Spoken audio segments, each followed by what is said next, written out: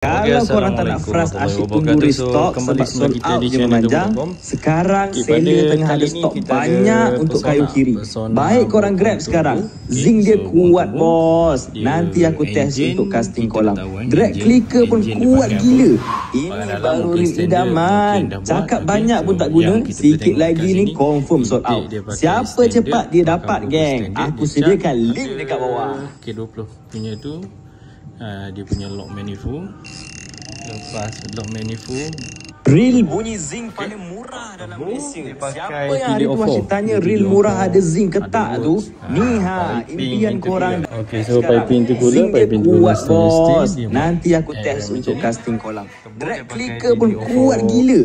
Ini baru idaman. Cakap banyak pun tak guna, sikit lagi ni confirm sold out. Siapa cepat dia dapat geng. Aku sediakan link dekat bawah. So kita tengok bunyi dia macam mana. Ketak tu, ni impian korang dah jadi nyata. Aku dapat jangkakan reel ni akan jadi fenomena macam reel usuk. Sekali lagi aku ingatkan, kalau korang tak nak fras asyik tunggu restock sebab sold out je memanjang, sekarang seller tengah ada stok banyak untuk kayu kiri. Baik korang nak usuk ketak,